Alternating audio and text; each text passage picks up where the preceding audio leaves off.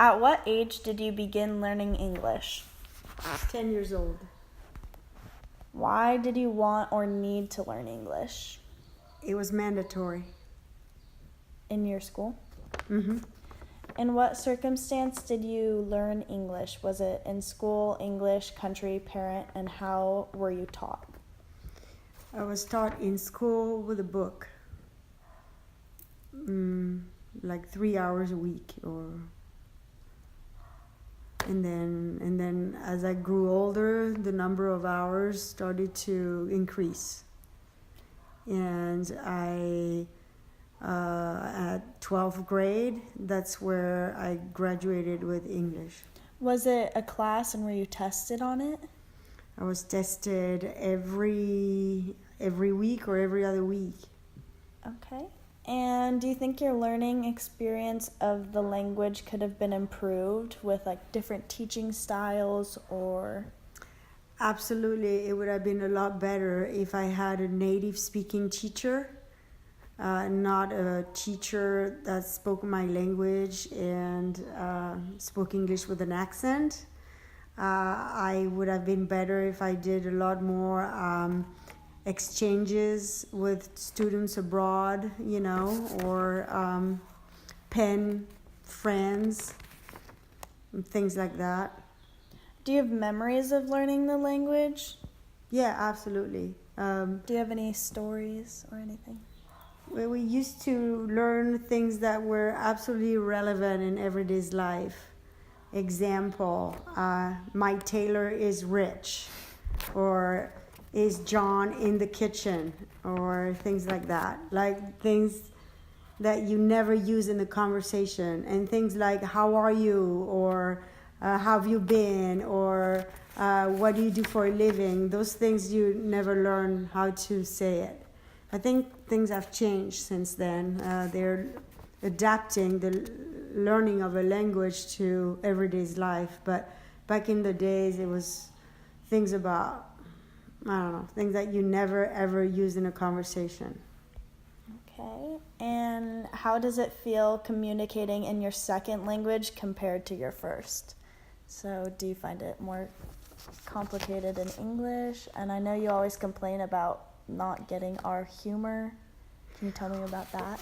Well, the humor is different, but the conversations are never that deep because there's so much depth in a foreign language, because there's so much depth that you can access, lacking words or in general vocabulary, and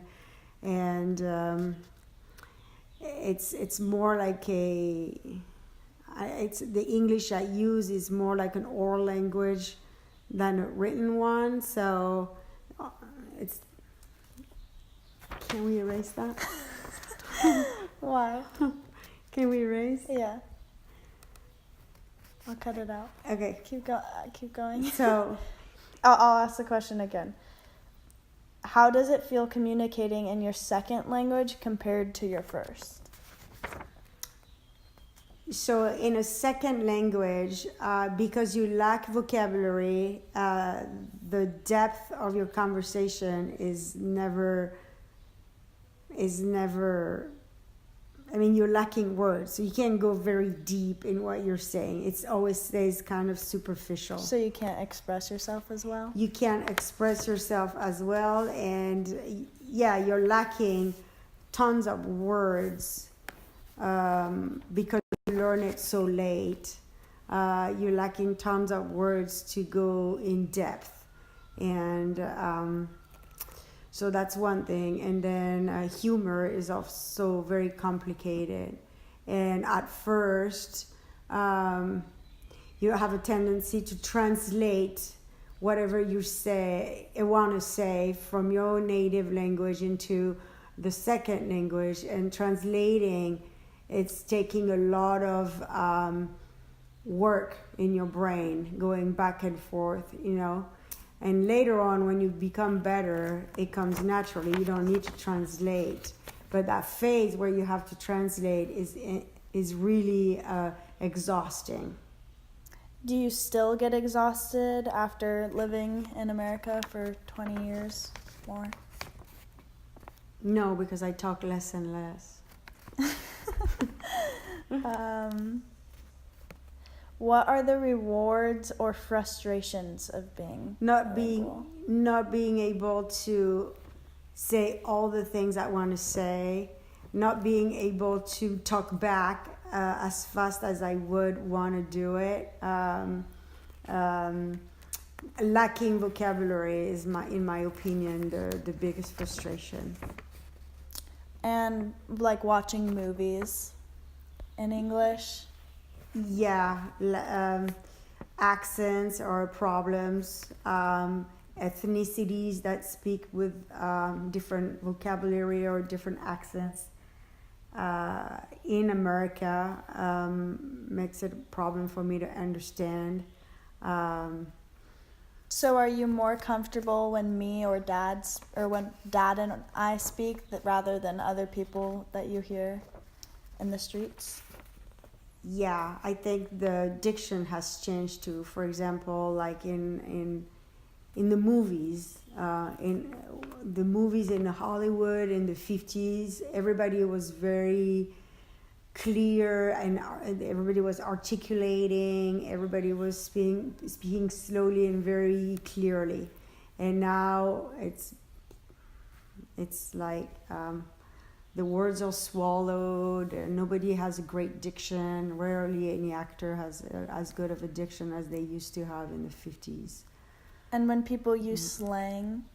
Yeah, that's complicated. Yeah.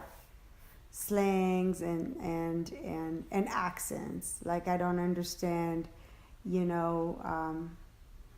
people from the South as well as people from California and things like that. Okay. And then what are the rewards of being bilingual?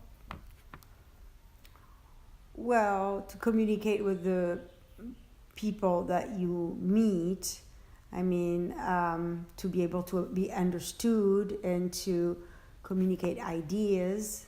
The good thing with English, it's the international language, so every single person in the world is bound to know it, and so that makes Not every single person.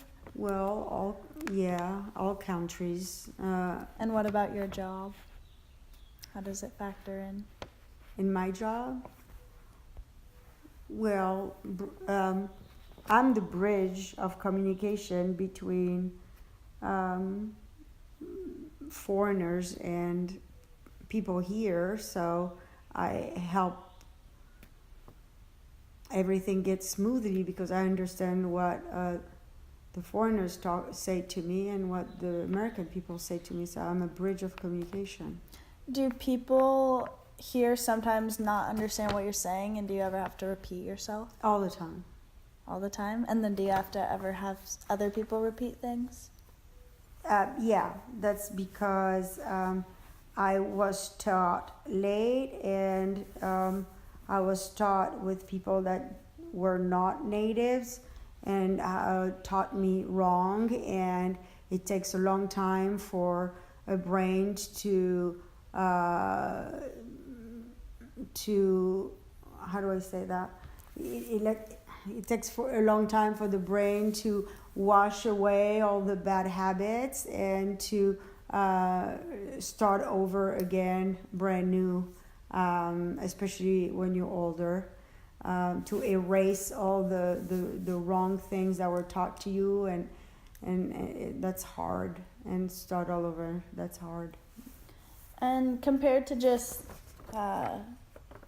5 years ago, do you think your English has been improved? Like, No. do you think it continually improves? No, it plateaus. It plateaus because there's so many words that we use in a conversation. It would improve if I was reading more.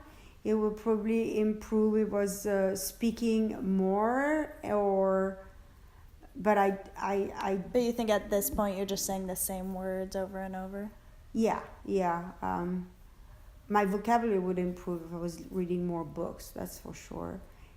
And I speak to the same people every day, and then we talk about the same thing all the time. So I don't think yeah. After 5 or 6 years, your level plateaus and your accent plateaus, and I don't think you can get better and better as the years go.